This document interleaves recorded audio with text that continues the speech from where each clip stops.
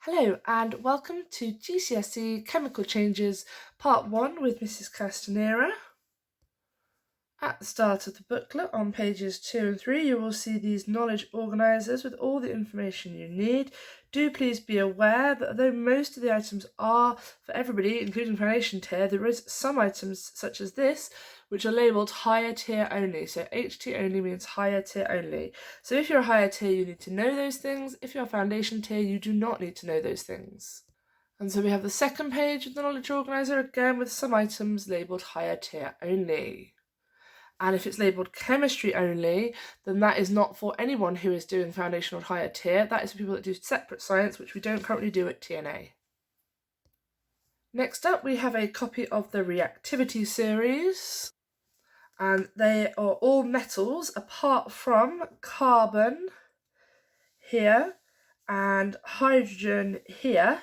It's very important that you learn this order of metals and whereabouts in the series carbon and hydrogen land, because this affects how these metals can be extracted from their ore, which we'll learn about in future lessons. You need to know which ones are the least reactive and which ones are the most reactive. So potassium is the most reactive metal, all the way down to platinum and gold, which are the least reactive metals. So make sure you learn that. I recommend pausing the video so you can learn that now.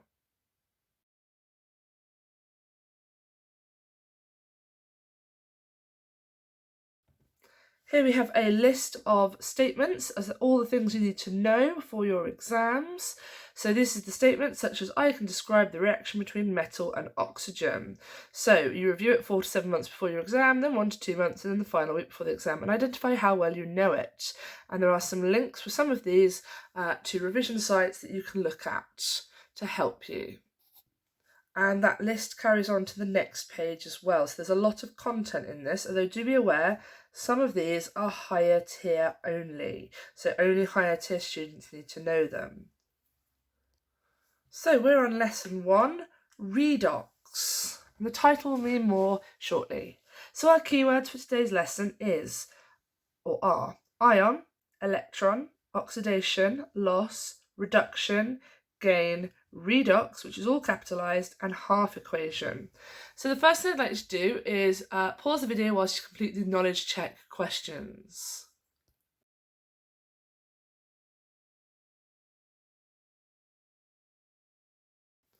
So let's go through those. The overall charge on an atom is neutral. Make sure you mark that in a pen of a different colour and do any corrections in that same different colour pen. Question 2, what are the subatomic particles of an atom? They are protons, neutrons, and electrons. So if you got that right, please tick it. Question 3, what do we call columns in the periodic table? They are the groups. Question 4, an atom that loses or gains electrons is called an ion. Question 5. State the charge of a proton. A proton is positive, as suggested by the fact it says pro, and if you've written plus, that is also an acceptable way of getting the mark. State the charge on an electron. Well, electrons are negatively charged.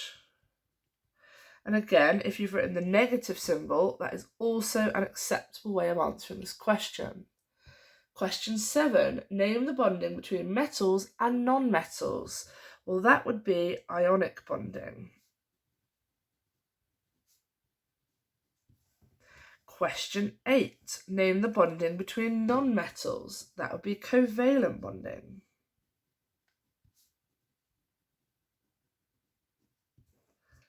Okay, so there were 8 marks for this, so please give yourself a mark out of 8. Okay, so today's lesson, let's have a look. Today we'll be focusing on explaining reduction and oxidation. So, what is oxidation and reduction? Well, Oxidation and reduction is all about the movement of oxygen in its most simplest terms. So metals react with oxygens to produce metal oxides. So you need to know this statement. So metal plus oxygen equals metal oxide. And we're going to write this in as an above here. So metal, let's make sure you can see that, plus oxygen equals metal oxide. Okay, the reactions are oxidation reactions because the metals gain oxygen. So they're oxidation reactions because the metals gain oxygen. Reduction reactions happen when oxygen is lost. Okay, so a reduction reaction is when oxygen is lost. Okay, so unfortunately we can't watch this demonstration as this is a learn from home example.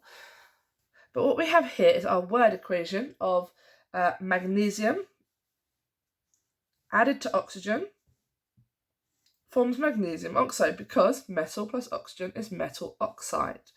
And then we can put this into a chemical equation example, and we've balanced this, so it's 2 magnesium atoms and 1 lot of diatomic oxygen, which is O2, turns into 2 lots of magnesium oxide, which is MgO. So the magnesium has been oxidized because the magnesium has gained oxygen, so oxygen's been added to the magnesium. Okay, so we're going to write that in here, that it is gained oxygen. That's what oxidized means.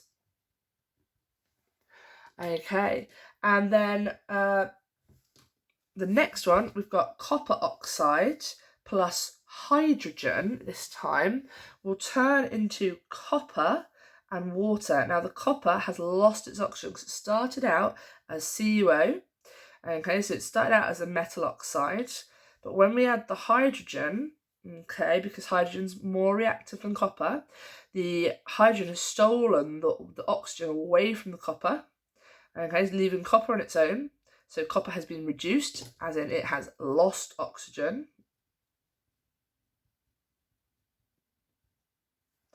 And the water has gained oxygen. It's gained hydrogen. The hydrogen has gained oxygen. So the hydrogen has been oxidized, and the copper has been reduced because hydrogen has gained oxygen. Okay, so the copper has been reduced, which is lost oxygen. Now, at the side of this, we're going to write some little notes here. Right, so oxidation is gain of oxygen.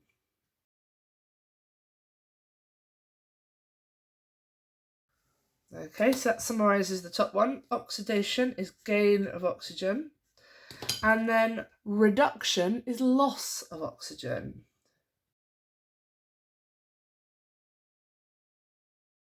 So reduction is loss of oxygen. Okay, so the next section about the movement of electrons, this is higher tier work. So if you are a foundation tier student, what I want you to do is get a ruler, okay, and you can do this if you're a higher tier student as well. Get a ruler and rule off this and write higher tier work at the bottom of this. So all of this is higher tier work. Let's make so you can see that. So everything from this line here is higher tier work.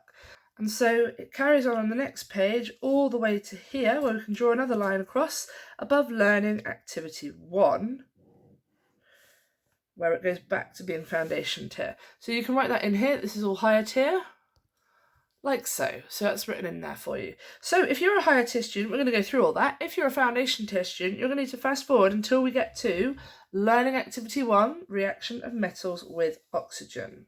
Okay. So, higher tier students, oxidation reaction is the movement of electrons.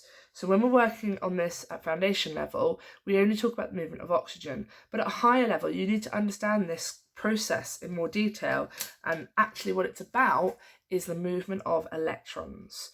So another way of identifying oxidation and reduction in a reaction is to see what happens to the electrons. So there's an acronym, OIL rig, and that means oxidation is loss of electrons and reduction is gain of electrons. Okay, so it's oil ring is oxidation is loss, reduction is gain, and you have to remember that it's about electrons. So in our previous examples, reduction and oxidation happen at the same time, and that is a redox reaction. Okay, so redox reaction is when oxidation and reduction happen at the same time, which is what happened in the example of copper oxide. Okay, because the copper was reduced, it lost its oxygen, but the hydrogen was oxidized because it gained oxygen. So this is a redox reaction. Now there's a video here to help you understand more about these redox reactions. So you can either type in this phrase here, Fuse School, what are redox reactions into YouTube, or if you've got a digital copy of this, which you should have access to on your online learning area or from your teacher, you can just click on this link and it should take you there. So pause the video whilst you watch that.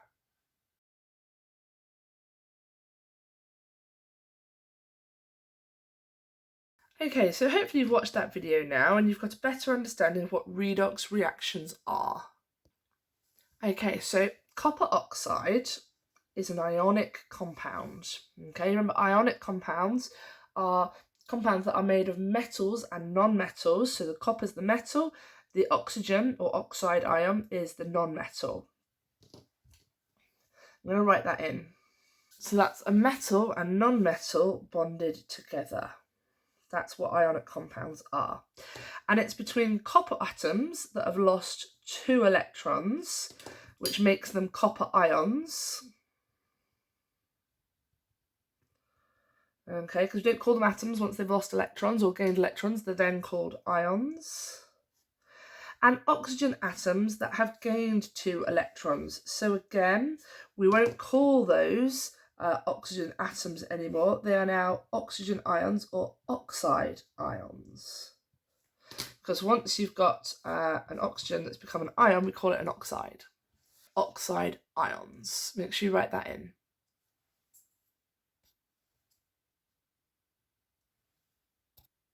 So as I've just said, the copper atoms that lose 2 electrons and the oxygen atoms that gain 2 electrons become positively and negatively charged ions, which we've just discussed.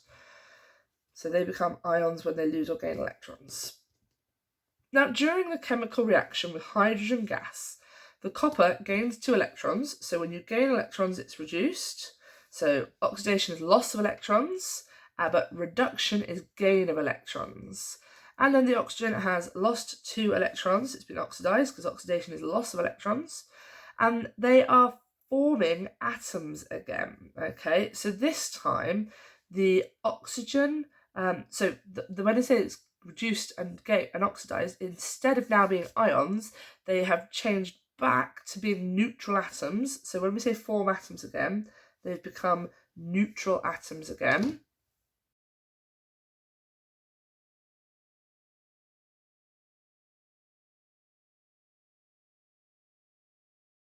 And the oxygen binds to the hydrogen covalently. And the reason it does this is because a covalent bond is between 2 nonmetals. So remember that a covalent bond is 2 nonmetals bonded together. And now they share electrons because that's how covalent bonds occur, that's how they form, and they form a molecule of water. Okay, so we started out, and this diagram here shows the process of this.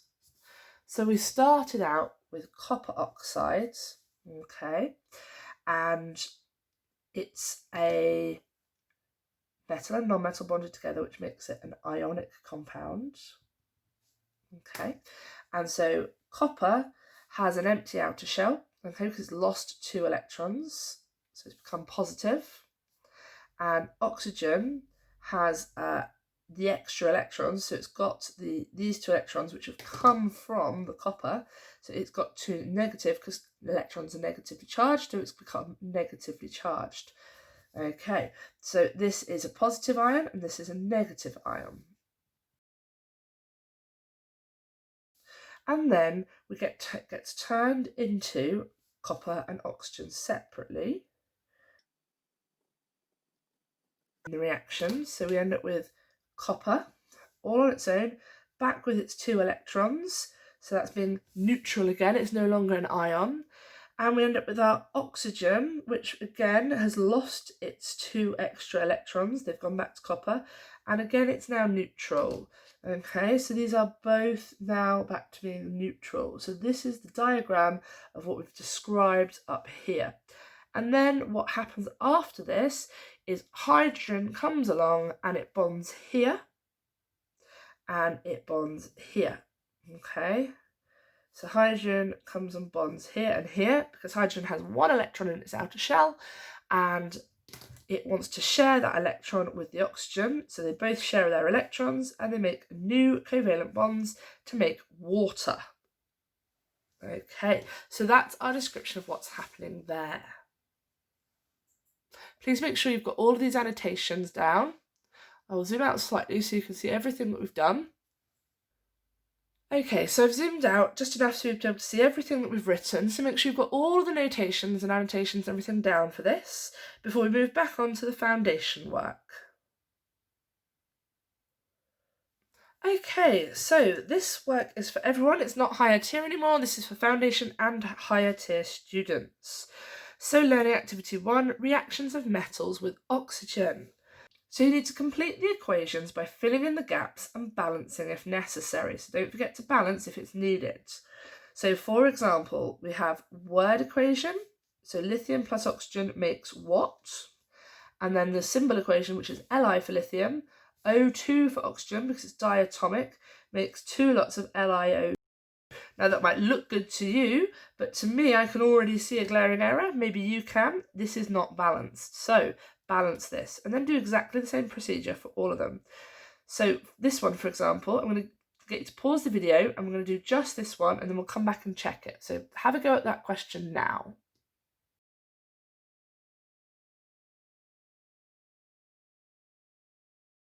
Okay, so let's go through our first example. Lithium plus oxygen, so that's metal plus oxygen makes metal oxide. So in this case, it is lithium oxide. So if you got that right, do your ticking and correcting in another colour, please. So, that's the top line you've got a mark for. Now the next line, okay, so we've got 2 oxygens this one. We've only got 1 lithium, but it makes 2 lots of lithium oxide. So we need to put a 2 before the lithium, not after. It's very important it goes before, okay, because when you're doing balancing equations, you only ever put your numbers before the words or symbols. So if you got that right, give yourself a tick. And that's a mark out of 2. So I want you to pause the video and complete the rest of these, the other 2, and then we'll mark them. So pause the video whilst you do that.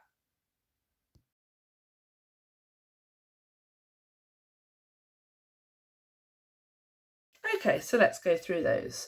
Magnesium plus, well, it's O2 is the symbol, so it's oxygen. And that's going to form magnesium oxide.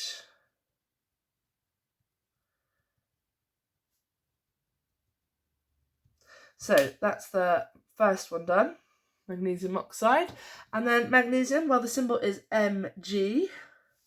Capital M, lowercase g, that's the only acceptable way of doing it. If you've got both lowercase, both capitalised, that would be wrong. It has to be capital M, lowercase g. And then because it's 2 oxygens, because it's diatomic, they go around together, attached, sharing their electrons, it produces 2 lots of magnesium oxide. So we need 2 magnesiums here. So if you've written 2 Mg correctly, you can have a mark. Third one, potassium plus oxygen, again it's metal plus oxygen, is going to make metal oxide. So it's potassium oxide.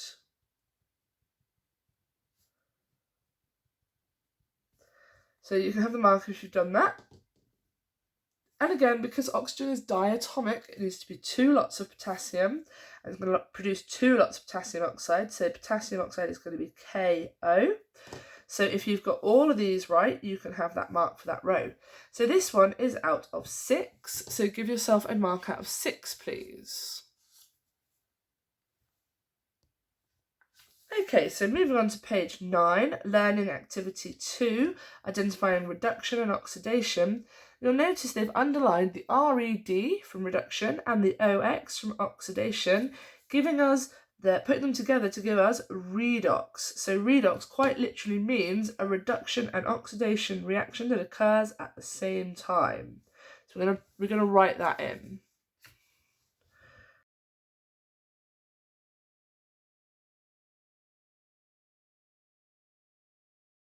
So redox is when oxidation and reduction both happen at the same time. So make sure you've written that, please.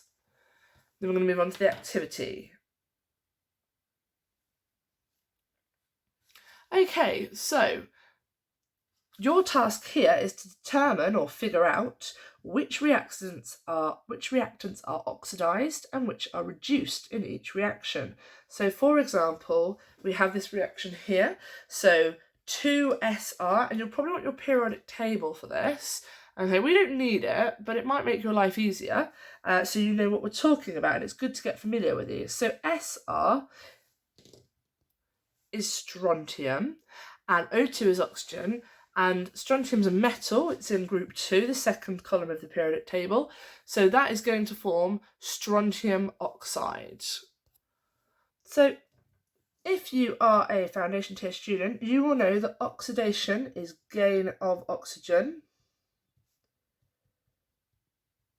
So whatever has gained the oxygen becomes oxidized. From this one, highlighted in pink, strontium added to oxygen forms strontium oxide. So the strontium has gained oxygen, so it has been oxidized.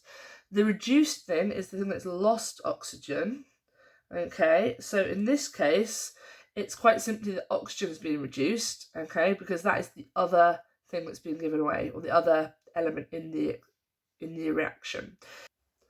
So if you are a foundation tier student, you should be able to answer this and this one using loss or gain of oxygen as the way of determining this. If you are a higher tier student, you'll be able to answer all of these, and the way you will do that is using your periodic table. You are going to identify which of these in its ion form is going to be donating or accepting electrons, remembering that it's the metals in groups 1 and 2 usually that have got 1 or 2 electrons that they will donate, and they will lose those electrons to the non-metals in groups 4, 5, 6 and 7 typically, and it's those non-metals that will accept the electrons, they will gain those electrons, and that is how they form those ionic bonds between a metal and a non-metal, and ionic bonds require ions to form them. So think about the ion form of it and which one's going to be donating those electrons. So it's always the metals that donate the electrons to the non-metals. Okay, so in this one, strontium, the metal, is donating its electrons to oxygen, the non-metal. So strontium, which has lost electrons, has been oxidized, and oxygen, which has gained the electrons from strontium to form this ionic bond, has gained electrons. So we're going to write this in.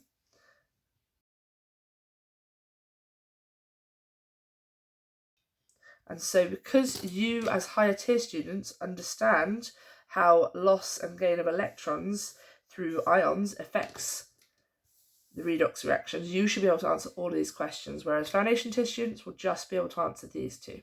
So pause the video whilst you have a go at that.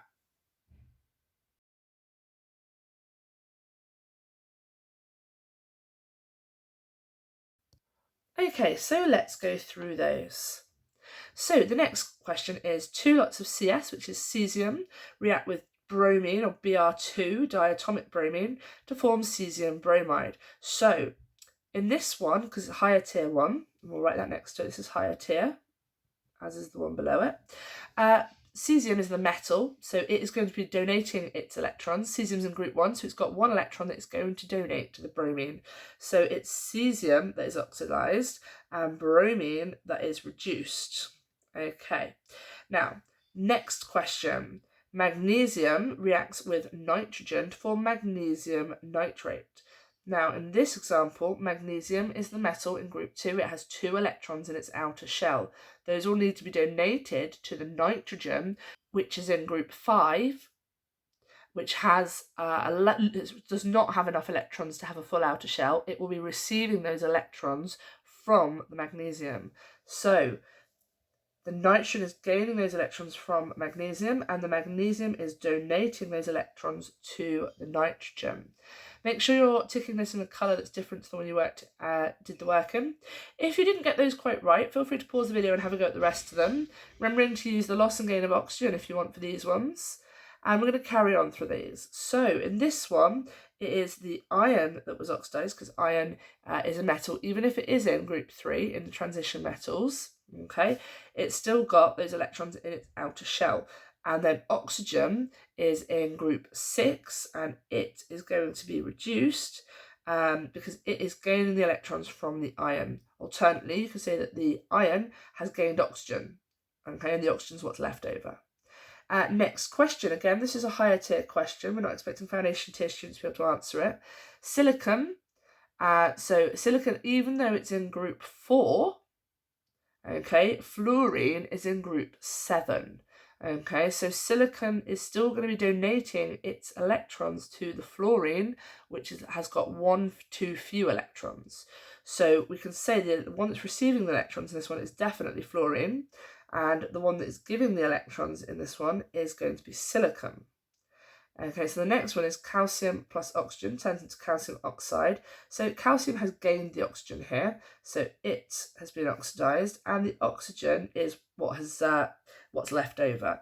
If you're doing this from a higher tier student point of view, calcium is a group 2 metal. It has got 2 electrons in its outer shell, which it is donating to the oxygen to form that ionic bond. And so the calcium is donating them to the oxygen has to accept them to fill up its outer shell, and that is how that is done. Gaining electrons is the oxygen, which is taken from calcium, which has donated its electrons. Last question, again, it's a higher tier question, is magnesium, which is a group 2 metal, so 2 electrons in its outer shell, plus hydrochloric acid, so that's hydrogen and chlorine together, and hydrogen and chlorine together is a covalently bonded molecule, turns into magnesium chloride and hydrogen. Now this is a displacement reaction because the magnesium is more reactive than hydrogen, so it's stolen the chlorine away from it, forming magnesium chloride. So if we look at this product that's formed, magnesium chloride, chlorine is in group 7, magnesium is in group 2. So the chlorine has received the electrons, it's gained those electrons from the magnesium, whereas the magnesium has donated its electrons to the chlorine. Now, the hydrogen here was donating its electrons to chlorine because it has 1 electron in its outer shell, and actually it has, in fact, gained its electrons back. Okay, so for the hydrogen chloride, it has gained its electrons, and the chlorine has, in fact, lost electrons from the hydrogen as well. So the chlorine has actually been both oxidized and reduced because it was oxidized when it was removed from the hydrogen, and then reduced again. It lost its electrons and gained them again when it joined up with the magnesium. So both of these occurred. So if you've just done one of these sets, that's absolutely fine. So if you've done magnesium and chlorine like this, that's fine. If you've got chlorine in this column, you will need to have had hydrogen in this column. Okay, so either of these is fine. If you've got both, you can have an extra mark. So 2, 4, 6, 8, 10, 12, 14. You've got a mark out of 14 for these.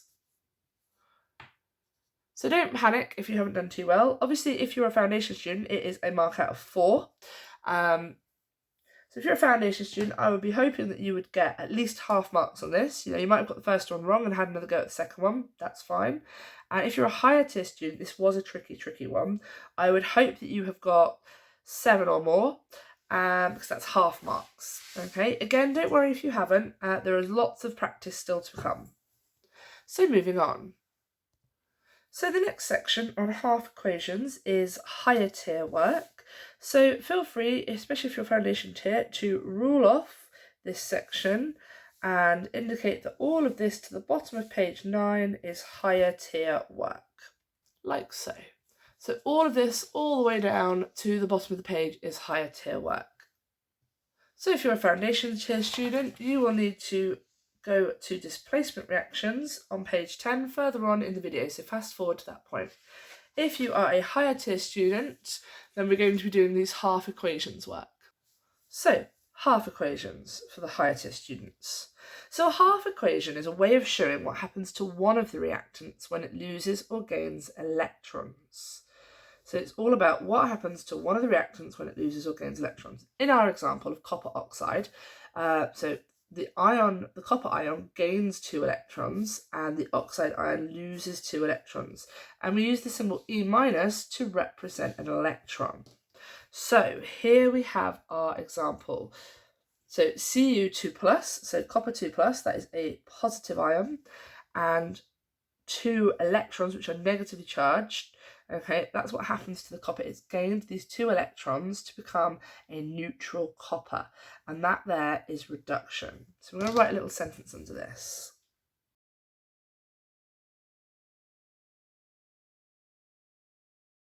So the copper ion gains 2 electrons and is reduced.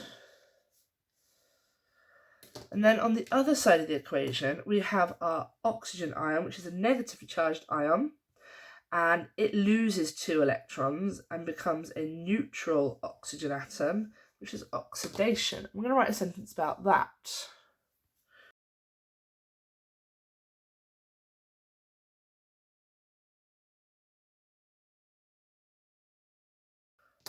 Okay, so the oxygen ion, which is a negative ion, loses 2 electrons, so it loses that negativity, because as those electrons leave, it gets rid of the negative charge on the atom, and it's now an oxidized neutral atom.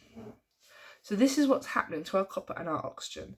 Now, at this point, I'd like you to watch the following video to learn more about half equations. So you can either type this into YouTube if you school, what are half equations?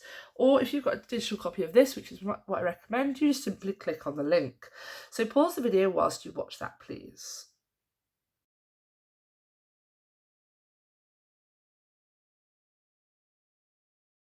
Okay, so hopefully after watching that, you've got a better understanding about half equations and what they're showing us.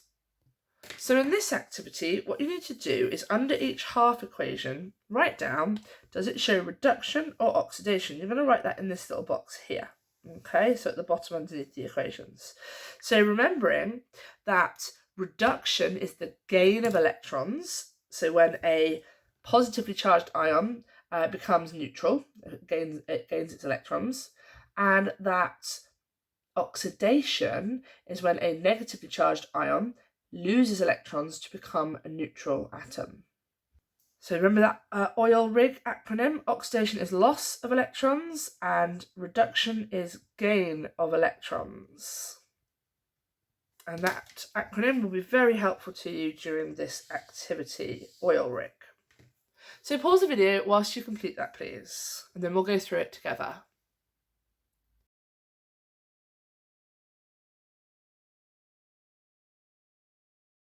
Okay, so remembering that oxidation is loss of electrons and reduction is gain of electrons.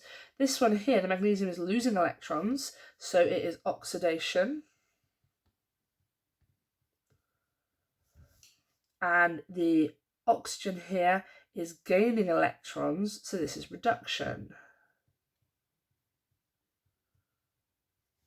In this equation, the calcium is losing electrons, so this is oxidation, because oxidation is loss of electrons. And the chlorine is gaining electrons, so reduction is gain of electrons. Again, the sodium is losing an electron, so that is another oxidation, because oxidation is loss of electrons. And the bromine is gaining an electron, which is reduction, because reduction is gain of electrons. Here the lithium is losing electrons, which means oxidation, because oxidation is loss of electrons. And the oxygen is gaining electrons, so this is reduction, because reduction is gain of electrons. Okay, so give yourself a mark for each one you got right. And that's a mark out of 8, please. So moving on to displacement reactions. This is for all tiers of students, so foundation and higher tier students, so everyone should be doing this. So more reactive metals can displace, which means take the place of, less reactive metals in a compound. And the way we know whether they're more reactive or less reactive is by using the reactivity series, which we had at the beginning of the lesson near the front of the booklet, which you've learnt, hopefully. So for example, iron is more reactive than copper. So iron can displace the copper in copper oxide. Okay, and that means that you start with copper oxide, and because it's displaced the copper, the iron will form iron oxide. So balance the displacement reaction below. So this is it in symbols. What we're missing is the numbers. So your task is to use the numbers here to identify what the numbers are for the rest of it. Okay, so have a go at that question and then we'll go through it together. Feel free to do this in pencil if you're not sure.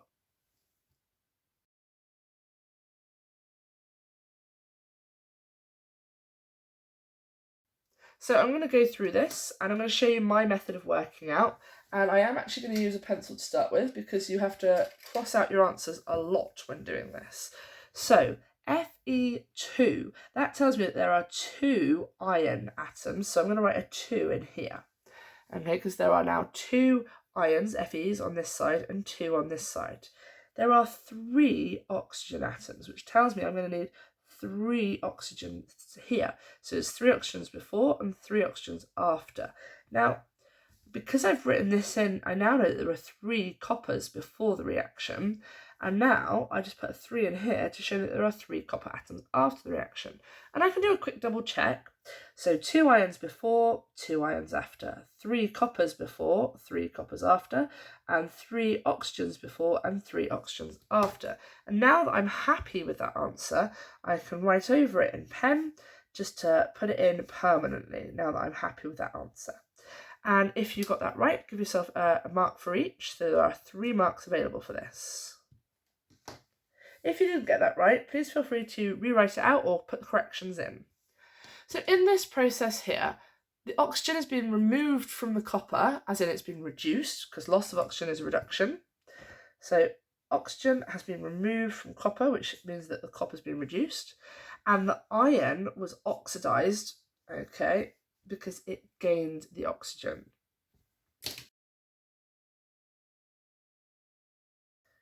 Okay, so make sure you write that in. So there's another video here now. So I want you to pause your video, this video, and I want you to go to YouTube and type this in, or just click on the link on the digital copy of the booklet, which you should all have access to. It's much quicker. Pause this video whilst you go watch that, and then come back and we'll move on to the next section.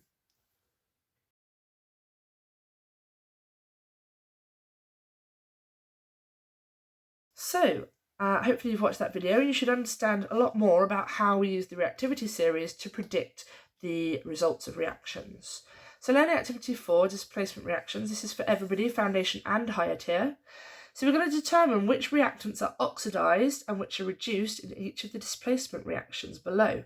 Now some reactions don't have any products and you will need to use the reactivity series to work out which ones do not react. Okay, now remembering that the reason something isn't going to react is because the oxygen is already attached to the most reactive metal. So remember that using our reactivity series, which we had at the beginning, we'll zoom out here. So using this reactivity series, you know that the oxygen is always going to move to the most reactive metal. So if you have iron oxide and something lower like copper, then the oxygen isn't going to move from the iron to the copper because copper is less reactive than iron. So it's going to stay, the oxygen's going to stay with the most reactive one.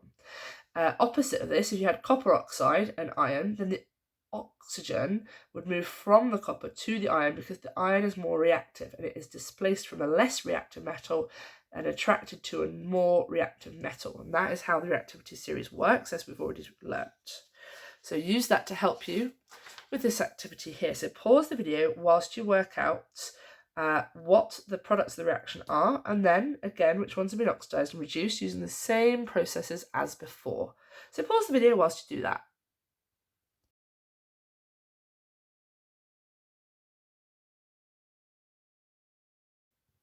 Okay, so let's go through that. So Fe2 plus O3, so that's iron oxide, plus copper. So which is more reactive, iron or copper? Well, iron is more reactive, so the oxygen will stay with the more reactive iron, so there is no reaction. So if you've written that there is no reaction for that, then you can have the mark. Question 3, or whatever the next one. Again, iron oxide, this time reacted with carbon. Now it's really important you know what your chemical symbols are here, because copper and carbon are not dissimilar.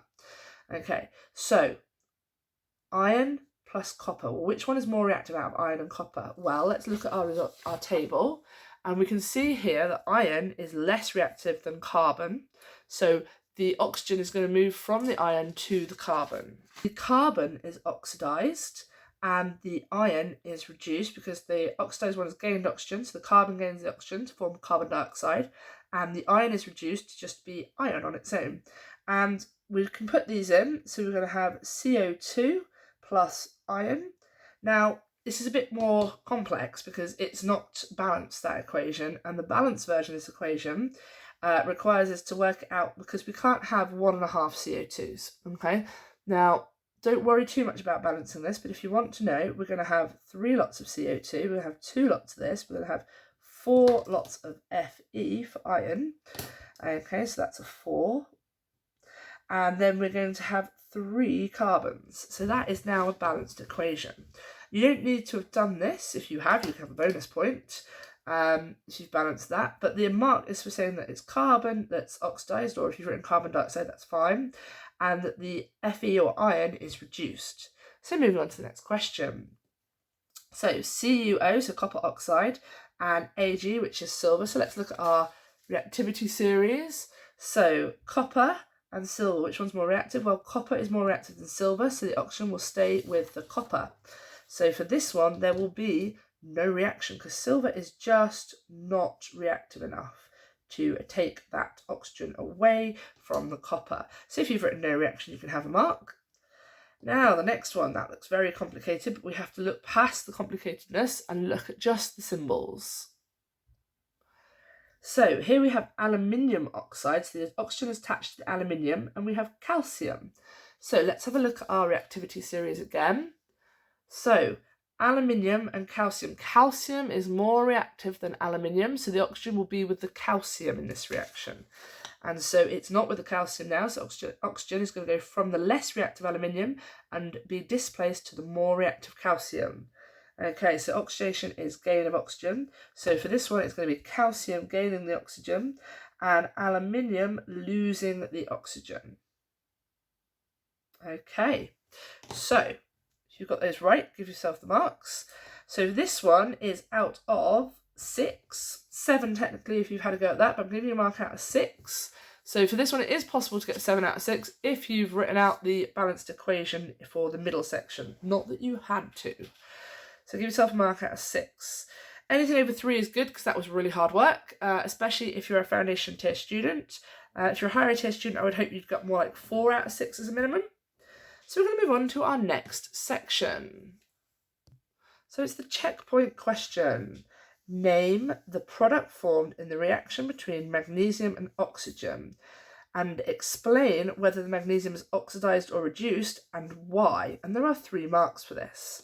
So basically, the quickest way to do this is to write out the equation, state which one's oxidized and why, or reduced and why.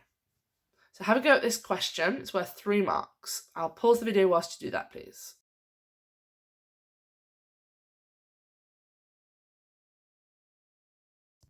Okay, so let's go through that. First of all, what is the product formed? Well, you could have written magnesium oxide or MgO for the answer for the first mark. The next question, is the magnesium oxidized or reduced? So it's oxidized. So if you've written it's magnesium is oxidized, you get the mark. And why is because either it gains oxygen or loses electrons. So either of those will get you the 3rd mark. So this is a mark out of 3. A foundation tier student would expect to say that it gains oxygen.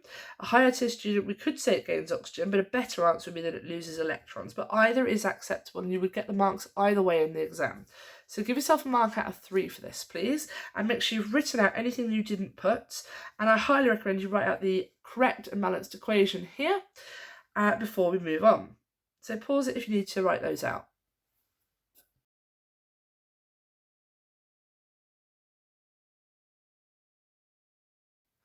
So moving on to the knowledge check questions on page 11.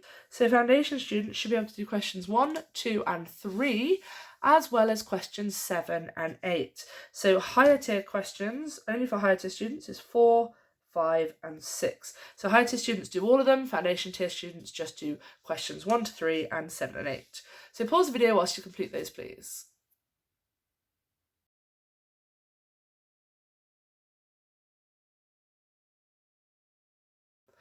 Okay, so let's go through those questions. Question 1. Name the bonding between metals and non-metals. So that would be ionic bonding. Make sure you're marking in a pen of a different colour and correcting anything that you don't get right. Question 2. When atoms lose or gain electrons, they are called ions. Question 3. Define a redox reaction. So that is when reduction and oxidation occur at the same time.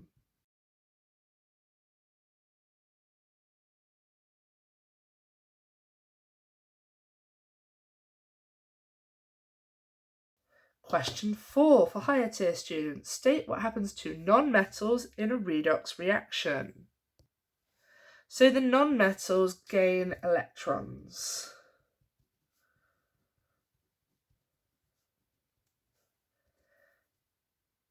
Question 5. State what happens to metals in a redox reaction. Well, they lose electrons.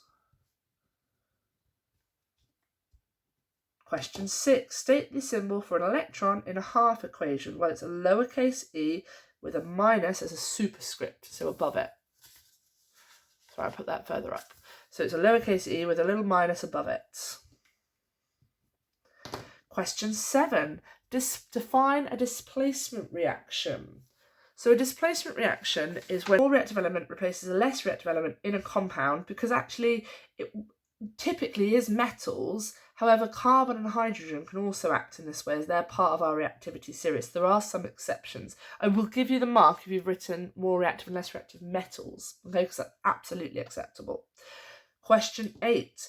Explain why there is no reaction between magnesium oxide and Au, which is gold, and that is because magnesium is more reactive than gold.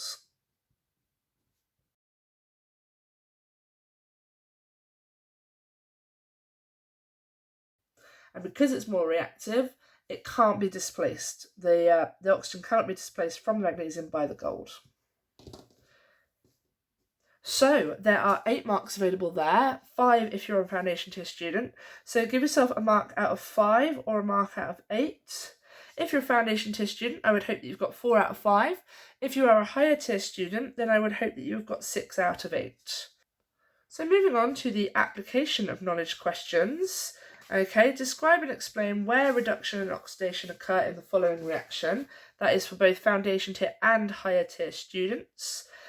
Question 2, carbon is used to remove iron from its ore, iron 2 oxide, by displacement. Write the word and symbol equation for this reaction and identify where the oxidation and reduction take place. Now, iron 2 oxide is just FeO. Okay, so now you know what that is. You can write the word equation for that and decide which one is reduction and which one has oxidation. So both of those are for foundation and higher tier students. So pause the video whilst you answer these questions, please.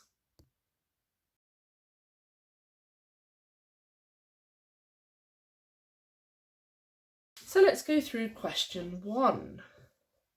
So here is our equation, remembering that gaining oxygen and losing oxygen is about how we decide reduction and oxidation. So there are 2 things we need to write here. So aluminium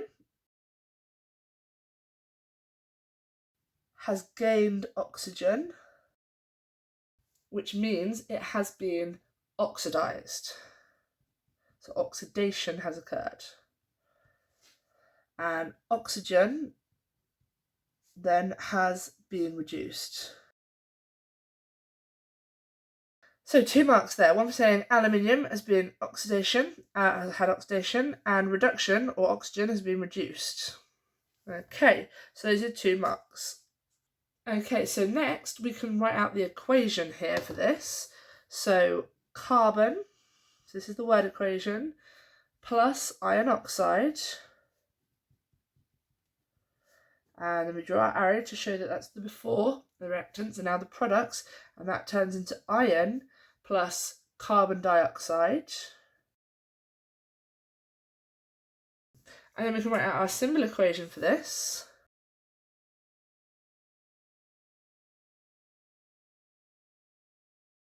Okay, now to balance this, we need to look at these places here. Okay, so we've made CO2, but we've only got one oxygen beforehand. So we're going to need to put, I'm going to do this in another colour so we can see it, a 2 here. So 2 FeO. Okay, that gives us 2 oxygen before now and 2 oxygens after, so that's good. And we've got 2 ions before now, so we need to put 2 ions after. Now, we've got 1 carbon before and 1 carbon after, so actually we can get rid of this one and we can get rid of this one, and so our balanced equation is carbon plus 2 FeO turns into 2 Fe plus CO2. So carbon plus iron oxide turns into iron plus carbon dioxide, and that is balanced. So we've got our word equation, we've got our symbol equation that's balanced, and it must be balanced. Okay, and then finally, where do oxidation and reduction take place? Well, iron has lost oxygen. And so that was reduction. Okay, and then the carbon has gained oxygen.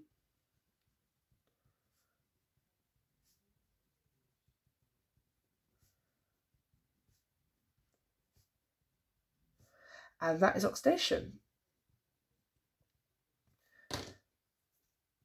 So I've answered these questions as if I were a foundation tier student, because it is all students are able to answer this, and I wanted to demonstrate that clearly. If you're a higher tier student, you may have done it slightly differently. You may have talked about the loss or gain of electrons for reduction and oxidation, but as long as you've worked out that iron is reduced and carbon is oxidised, and you've got the correct word or terminology for each, then that's absolutely fine. So there were 4 marks for this question. Okay, and then for the question above, there were 2 marks. So it's a total out of 6. So if you give yourself a mark out of 6 for those, please. If you're a foundation tier student, I would hope you'd have half marks, 3 out of 6. And if you're a higher tier student, I would hope you had 4 or 5 at least out of 6. So next we have an extension activity, which is specifically for higher tier students. So research into the thermite reaction, which is a type of displacement reaction, and it's used in the welding of railway tracks. And there's some really cool videos, and in fact, if anybody, foundation tier or higher tier student, wants to have a look at it, it's quite cool. It's a very high energy bright reaction, and for higher tier students, we'd like you to write out the equation, which you can find, use Google or whatever, and identify where reduction and oxidation occur. There are lots of videos and website pages that talk about this. Okay, so we're not going to check that. I want you to just do that as a bit of research. Then we've got our keywords, which you should know all the definitions for. Okay, if you don't, you should learn them. So thank you very much. That's the end of our lesson. If you have any questions, feel free to email myself or your teacher, and we're very happy to help you.